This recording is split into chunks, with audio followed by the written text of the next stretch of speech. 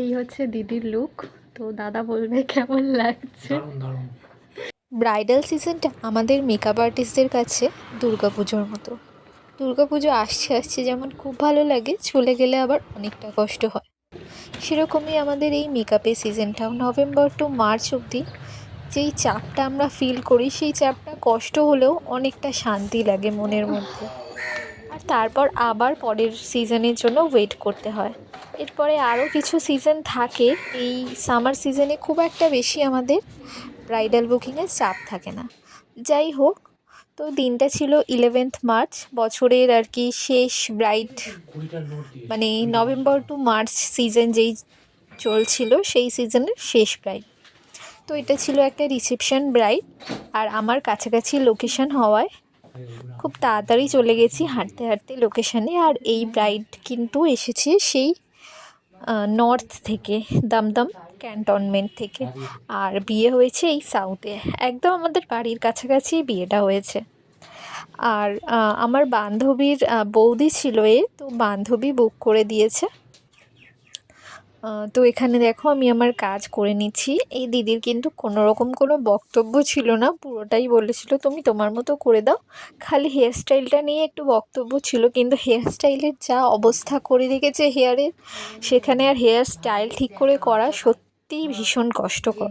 মানে চুলটারও দিদির অনেকটাই গোছ ছিল আর অনেকটা লম্বাও ছিল, বাট যেটা প্রবলেমটা হয়েছে স্প্রে পরে অনেকটাই খারাপ হয়ে গেছে। তাই রিকোয়েস্ট করবো, ব্রাইডাল আর রিসেপশন ডেটে যখন আলাদা আলাদা মেকআপ আর্টিস্ট পরে, তো সেই মেকআপ আর্টিস্টদের উদ্দেশ্যে একটাই কথা বলবো যে এত বেশি স্প্রে দিও না, যাতে ব্রাইড পরের দিনে রিসেপশনের দিনে হেয়ার স্টাইল ঠিকঠাক করতে পারে।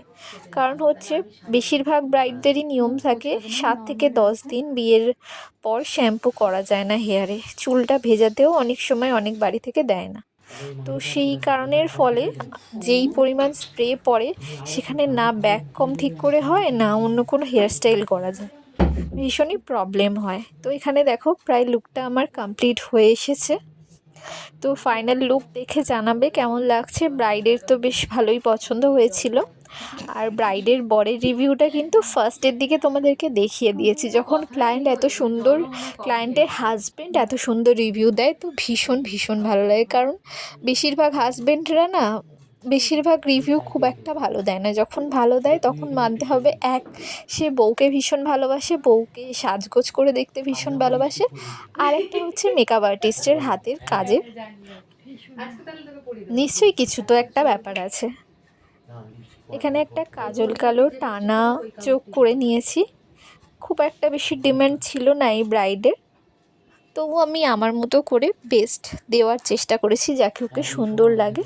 তো ব্রাইডের একটা বক্তব্য ছিল যে বিয়ের দিনে কেন আমাকে বুক করলো না, তো তখন বুঝে গেছি নিশ্চয়ই আমি ভালো কিছুই করেছি। আর এটা হচ্ছে ফাইনাল লুক।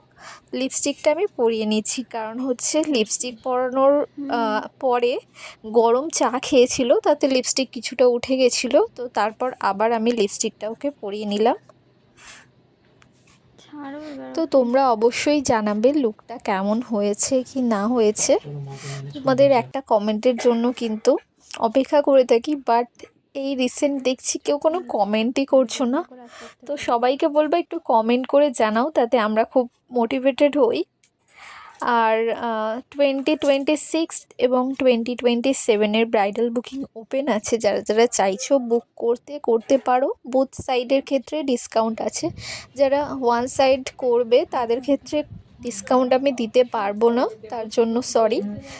যারা বোথ সাইড করবে তাদের ক্ষেত্রে অবশ্যই ডিসকাউন্ট আছে। এটা হেয়ার স্টাইল ছিল পিছনের, কেমন লাগছে তোমরা জানিও। তো যারা যারা বুক করতে চাইছো ব্রাইডালের, তারা অবশ্যই বুক করতে পারো। এছাড়া ব্রাইডাল রিসেপশন ছাড়াও স্পেশাল মেকওভারের বুকিংও নেওয়া হয়। ডেট ফাঁকা থাকলে অবশ্যই করে দেওয়া হবে। রিভিউটা অবশ্যই শুনে নিও গ্রুমের থেকে। থ্যাংক ইউ সো মাচ এত সুন্দর রিভিউ দেওয়ার জন্য। সবাই ভালো থেকো, টাটা।